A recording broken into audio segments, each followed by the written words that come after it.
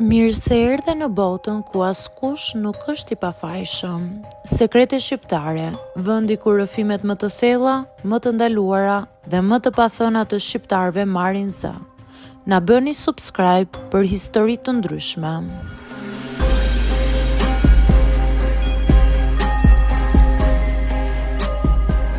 Punoj në azilin e pleqëve dhe jam e tmerruar nga ajo që ndodh aty. Unë quhem Lindita dhe jam 31 vjeçe. Prej 2 vitesh punoj në një azil të moshuarish. Nuk e kam parë kur faktikisht me syrin që i shoh sot gjërat.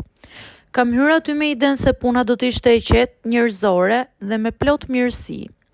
Më pëlqente ideja të shërbeja një brezi që kishte dhënë gjithë jetën për ne. Por realiteti ishte tjetër botë. Dua t'i tregoj faktikisht gjërat fiks siç i kam përjetuar.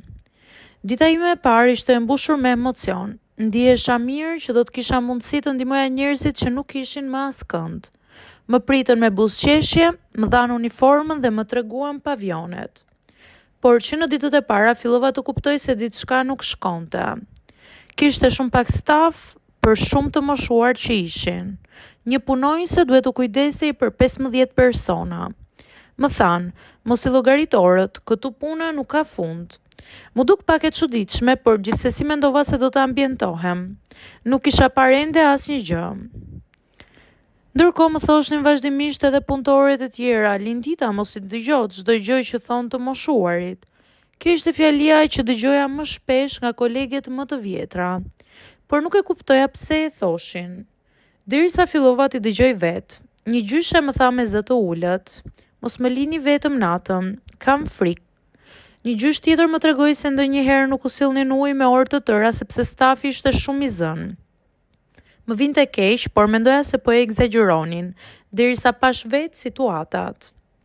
Orari im zyrtar ishte 8 orë, por kthehesha në shtëpi pas 12 orësh punë. Të moshuarit që kishin probleme shëndetësore kërkonin kujdes konstant. Disa nuk ngriheshin fare nga krevati, disa haronin kush ishin. Disa qanin vetëm sepse donin të fliste dikush me ta. Dhe unë duhet të bëja gjithçka, t'i ushqeja, t'i laja, t'i ndroja, t'i qetësoja, të mbaja shënime, të kontrolloj ilaçet, të kujdesesha për konfliktet mes tyre. Ndërkohë që ishin vetëm 2 punonjëse në turn, ishte e pamundur t'ia dilnim. Shpesh e vetmja gjë që mund të bëja ishte t'u thoja, po vi 1 minutë e cila zgjaste 3 orë. Edhe kur e dija se s'po ja dilja t'i shërbeja të gjithëve siç duhej. Kjo gjë më gryente shpirtin. Nata ishte ora kur dilnin më shumë të vërtetat. Në turnin e natës ndodhnin gjërat më të rënda emocionale. Të moshuarit që vuajnë nga demenca bërtasin shpesh, humbasin orientimin, kërkojnë njerëz që nuk janë më gjallë, përjetojnë frikra, pastaj qetësohen dhe më pas fillojnë prap. Isha vetëm me një kolege. Një natë 3 të moshuar filluan të qanin njëkohësisht. Njëri kishte halucinacione, një gjyshe kishte dhimbje, një tjetër kërkonte djalin që e kishte braktisur. Ndihesha si dikush që po coptohej nga brenda. S'mund të isha në 3 vende në të njëjtën kohë.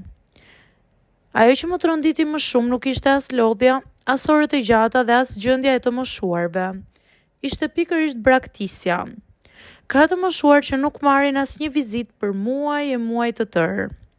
Disa nuk kanë asnjë thirrje, asnjë dhuratë, asnjë interesim, asnjë njeri. Ditën e vitit të ri mendova se do të vinte dikush, por muret ishin paq të heshtura sa zakonisht. Një gjyshe më tha, Lindita, mos u marto kurrë me dikë që nuk do të mbaj fëmijët afër. Ndjeva një therrje në zemër, ishte një dhimbje që nuk e kisha përjetuar kurrë deri atëherë. Pastaj erdhi viti që mendova të largohesha. Ka pasur shumë ditë që kam qarë në tualet vetëm nga pafuqia. Nga fakti që s'kisha mundësi t'i trajtora të moshuarit ashtu si ata e meritonin. Nga fakti që lodhja më fshinte edhe aftësitë më të thjeshta. U mendova seriozisht që të lija punën. Por sa herë që bëhesha gati, ndonjë gjyshe më merrte dorën dhe më thoshte, "Faleminderit që je këtu, bija ime." Dhe unë lëkundesha. Nuk e dija nëse ikja do ta bënte situatën më të mirë apo do e përkeqësonte aty. Dhe vazhdova të qëndroj. Nuk e di sa gjatë do ri, nuk e di sa do ta përballoj trupi dhe mendja ime, por di një gjë. Kam parë dhimbjen më të thellë njerëzore. braktisjen më të madhe, vetmin më të ftohtë dhe syt më të ngrohtë që kam parë ndonjëherë. Edhe pse jam e tmerruar nga ajo që ndodh, nga keqtrajtimet, pabesia, harresa, sidomos harresa vret më shumë se çdo sëmundje. Dhe jam ende aty sepse dikush duhet të jetë. Ndoshta një ditë do të largohem, por jo sot.